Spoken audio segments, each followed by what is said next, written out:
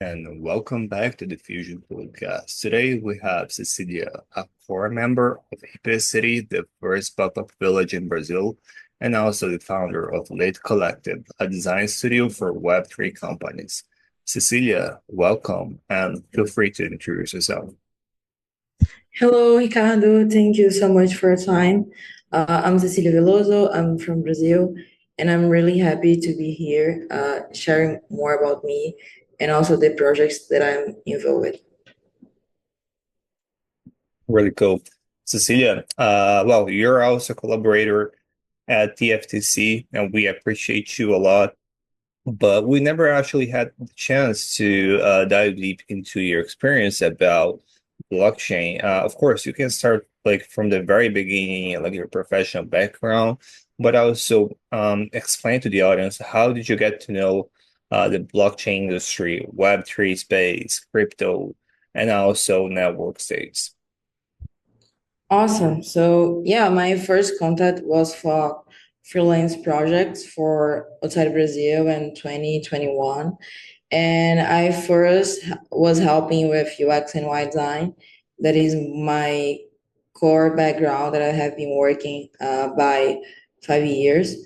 So when I was working with UX and UI design for blockchain projects, I was trying to know a little more about the ecosystem. So I studied blockchain, Bitcoin, DeFi, and also the meaning of this technology and these tools. And I really like it at the meantime. And I was seeing a potential not just for technology, but also about governance there for the future. So I was always liked political and technology issues since I was a kid together. And I have been following the space because I believe that is one of the way that is so much better and valuable for us. And I am following the space ever since there. Cool. Yeah, to be honest, it's quite funny to me because I think about the past.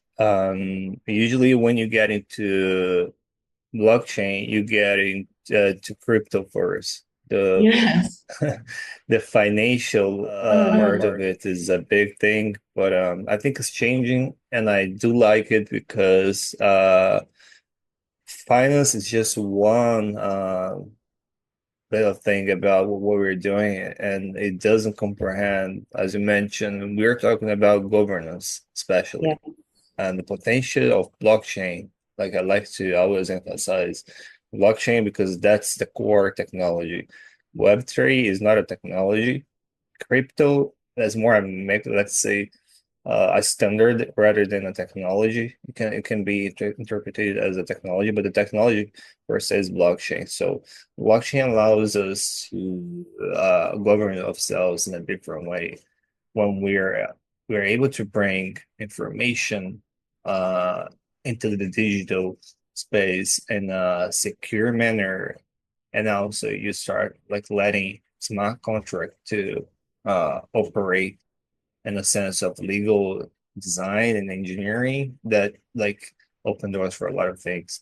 Well, Cecilia, first question I would like to make to you in a sense, because well, you have a startup, a collective, and of course you're a professional designer. You work with branding and all, but of course you're well connected in your own space with professionals like you. So when you think about blockchain, decentralized networks, how can they help the collective, the communities, the organizations of autonomous professionals in the digital era? So I have been working with some also projects. There was DAO, and I believe the geographic freedom and the global access to opportunity is one of the way of that can transform because enable professionals to receive and complete work more efficiently with lower costs.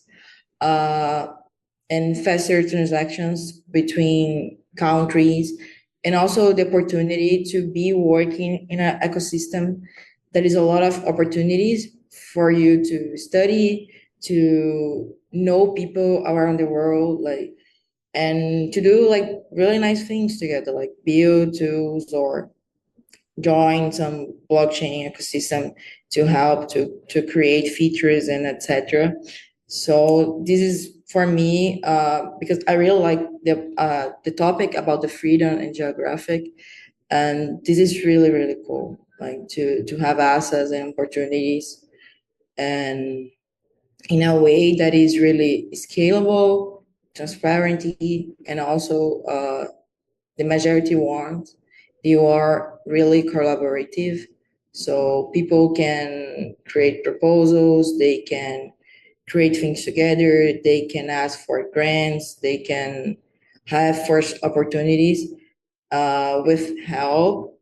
And so this is really, really, really nice, and create like a more dynamic and sustainable collaboration model in the long term, not just short term. Yeah, that's amazing to hear. And I always like to mention that we're changing the ways we work. Uh, I don't know if more, look, this is just a fun fact information that I like to bring from my Mm-hmm. experience. But in China, well, it's a very controversial country. Some people don't like it, some people like it. Me personally, I find interesting because I've been there. I have worked for a Chinese company. I have good things to say about it.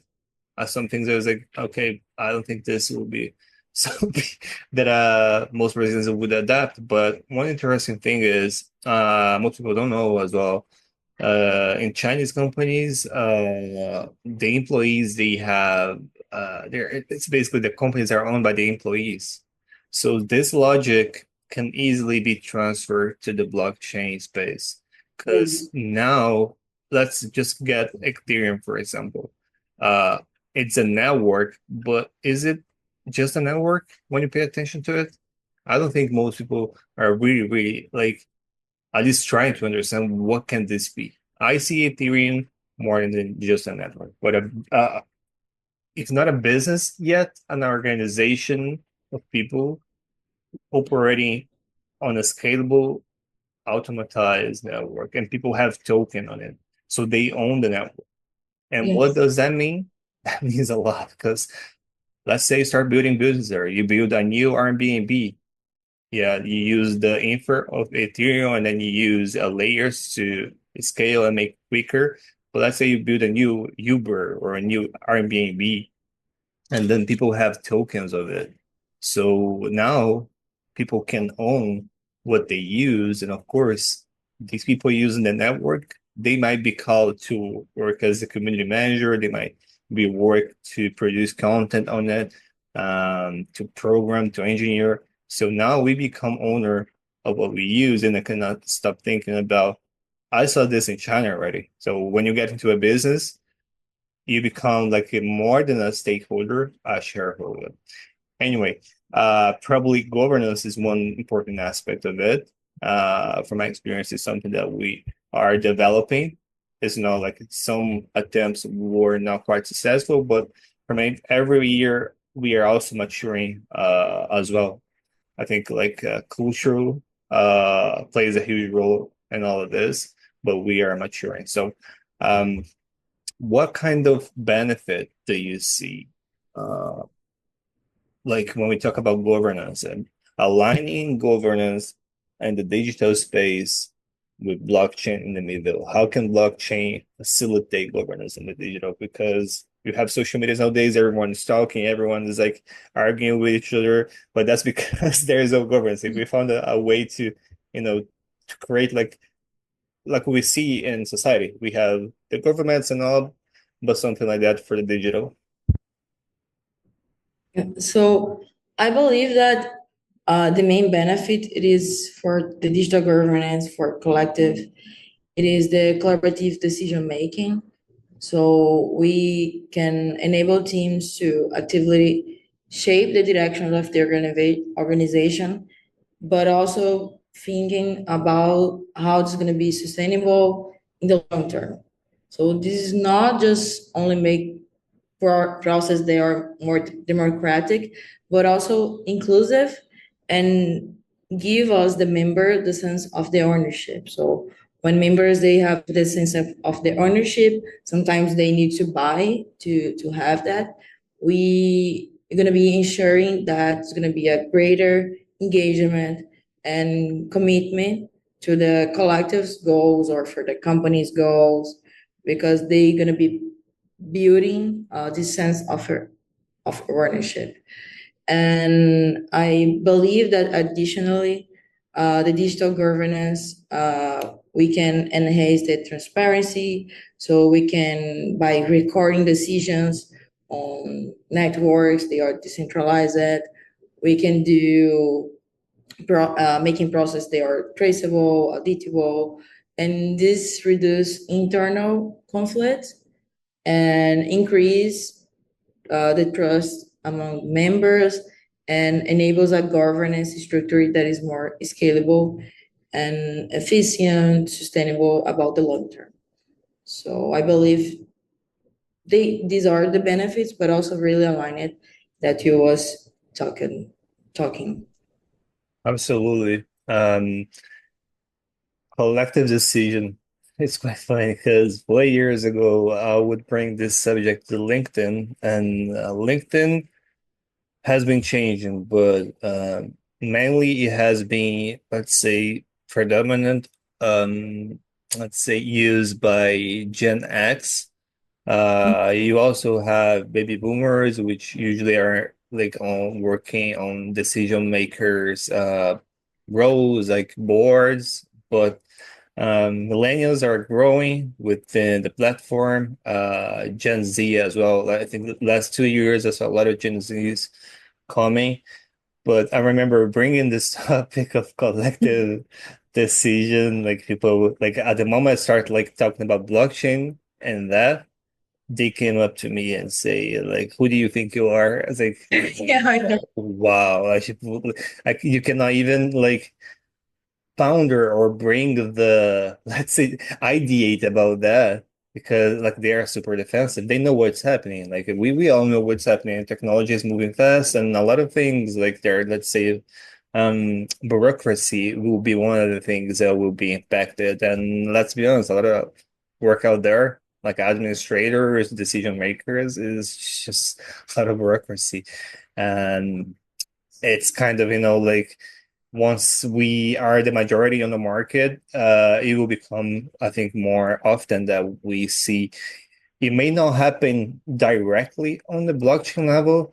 I see whatever we are doing, that's quite funny because a lot of things on blockchain, they're quite advanced when you compare to the rest of reality. It's like we're living into the future, but sometimes you have to look, okay, is this feasible today? I would say little parts of it. We won't jump straight into the web theory, but we can start, like, for example, in small. I know, Reserva, the brand. They had a project which was called Reserva X. So it was like a spin-off or like a small lab of innovation within this clothing brand, and I think that was mostly to communicate with young people, and then they would allow people to vote on topics. So okay, what about the next collection? What would you like to see? So very, very small, like decisions, but still you're involving your audience and they're being part. Of course, I don't know how's the project today, to be honest, but they had like tokens. So again, you become kind of a stakeholder of that exclusive line of brand, I would say. But yeah, so once again, even if we don't see like blockchain being integrated in all aspects of society, we might see some changes when it comes to collective decision. There is one politician in the European Union. He was elected to the parliament, and he's already like he's super crazy because like sometimes you look, I'm like him as well. I look like around me and I say, okay, we don't have blockchain yet, but we have pause mechanism. I can just raise a poll and ask people, what they would like to see on my content. So he's basically doing the same but for politics. So I think that's a very innovative way to start like changing the culture first. Anyway, Yeah. let's move to the next subject. So thinking about the network state, the network societies as well. So you are involved with Ipê Village, which is kind of the manifestation of, Yeah. let's think about online community, collective. We're all online. We have Discord calls and community calls, but at the end of the day, we are still humans and we need physicality. Uh, so how can, for example, these concepts of network state and even pop-up village align for online communities and collectives as well? So I think the first one really important thing about Brazil when you say about the LinkedIn and the things, like I try to keep really not really close to LinkedIn because there are some things that I don't align it, so I just prefer them to be there. But I think people they miss like good examples, like they need to see like good case about it, or collectives working this way, or how to do these things, because when we have an idea and we share that, it is one thing. But when we have like a solid thing, in this case, we can talk about the network state or Ipê City. That is a solid thing. That is a solid manifesto that is happening. There are people there. They are creating tools, resource, collaborative space to expand this, to expand the vision, the opportunities, and to share the technology. We have a social proof, Ricardo, that this can work, and it is different when we are just sharing the concept. And I believe that the the more alignment it is to create, to share these tools and resource, but also to be a real example, a real good manifesto about this happening. And we miss this in Brazil. Like when I start to working in this blockchain space, I I don't went from trade and finance. I went to meet developers working creating things. So and I saw there like the developers creating proposals, they studying, they receiving. So and I believe on that. So I think we can do like a really uh, coordinate efforts to these directions, being example and sharing technology and have this social proof that it is not physical, right? But it is happening. There are people there, and it is for me it is one of really big first step. Yeah, I agree with you. Um, I think when it becomes physical, that's the biggest social proof that you can say, hey, you told us that we were not real. Here we are. If Bitcoin, if Ethereum, well, they protocols and networks, they already have their own evidence, but sometimes it becomes maybe just a hackathon. I believe the villages, the pop-up village is the next step because you stay there for a month and it may become a recurring, like it happens once and then is a success. It becomes some sort of a hub, and then 6 months after it happens again in the same place, and it keeps happening and happening until we realize, wait, why do we need to stay here only 1 month? Let's make this 1 year. Let's make this official. Let's buy the structure collectively and use the funds that we have locked in the network. Like let's get the sponsor from Ethereum to buy the whole structure. And it becomes like one, let's say, actual building of the network society, which is also a network, a blockchain network. So the more physical it gets, the more official becomes, more people cannot say this is not real. I understand. It's funny because we have $1 trillion locked into the blockchain economy. Most people don't know that $1 trillion is bigger than some countries. So like Yes. let's just get one network and start thinking about this network as an actual organization and to start like buying locations, offices, and then okay, why would you buy an office? Why a network, a blockchain network would buy an office? Well, you have engineers working in the development of solution on that blockchain. You have designers, you have content creators. So if the network collectively by one place like a WeWork, you can start having these events more recurrently and get people together to improve even better.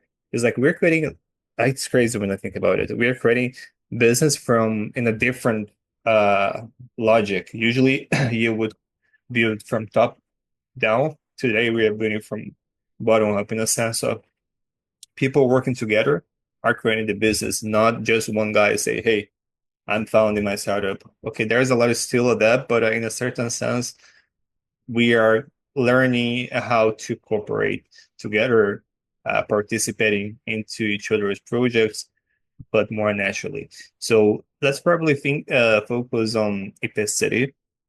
It's happening now in April.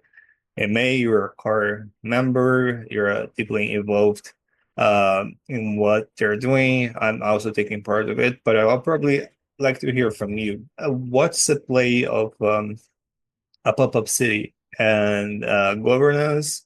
And if you want to also talk a little bit about how blockchain and technology gets into the middle of this. So I'm, can you repeat, please? Yeah, Can you definitely. So thinking about like we're talking about pop-up villages and also the concept of having physical spaces for Yes. people to work together. Of course, with that comes governance. So how do we align governance, physical space, and blockchain in your perspective to make things to operate right? Oh, nice one. Yeah, I believe like to get this everything together, we need to start like probably creating this the vision of that. So not the application in the real world, but like how can we do like a bootstrap? And I believe that is something that Jean is working right now. But I mean like to create something that we can do like with Notion or we can use with another tools that we can create by ourselves using the technology that we can create the ecosystems of Ipê City, the governance, the first step being using the technology, so digital, and we can see this happen in our computers, and we can deploy the tasks, the responsibilities of each member on that, and we track using the technology, but also we together in 1 month living co-work space together, we can see these things happen. But I think to have everything using the blockchain and we can use tools or creating by ourselves using computers, technologies to track. It is the first step that I guess is going to be really sustainable and gonna and we're gonna have like a visualization on that before to go for the real world. It's actually interesting that you mentioned, and I agree 100%. A lot of the tools that we're going to be using, they are very, let's say, collaborative tools, but not exactly. Yeah, so some might even say they are not Web 2 anymore, like Notion, Figma, Canva. I find them so like modern in a sense that you can just open a file and like send the link, hey, can you collaborate here? Like at least Definitely. culturally speaking, that's already a Web3 tool. So a lot of tools like that will help us digitally, and that will also help us to move into the physical. And once we get together with developers, with designers, with product also specialists, we can develop more complex tools using the actual blockchain. So I believe also solutions will come from the necessity from the actual community and the actual network society. And Ipê Village, it will be an amazing place for that. A lot of solutions will come from people getting together and say, hey, have you ever thought about this problem? Why don't we make the solution using this technology? That's something that will definitely happen at the village, and I invite everyone to join. I'll be there, Cecília will be there. We're working actively on developing the organization. Jean, who's the founder, also spent a huge time on making this amazing, with also Paloma. Anyway, it was an amazing conversation, Cecília. The time is ending, as unfortunately, but I'll leave you just a few minutes for you to pitch your own projects. I mentioned Lit Collective in the beginning. Of course, I mentioned Ipê Village, but also like to hear from you, talking about each one of those. Okay, so you have 6 minutes left. Okay, thank you, Ricardo. It was really nice. Like I would spend like more time here talking about it. So yeah, guys, I really I'm excited to Ipê City. If you're happy to know more about it, to collaborate about it, these topics that me and Ricardo was talking, we you guys can apply from Axe.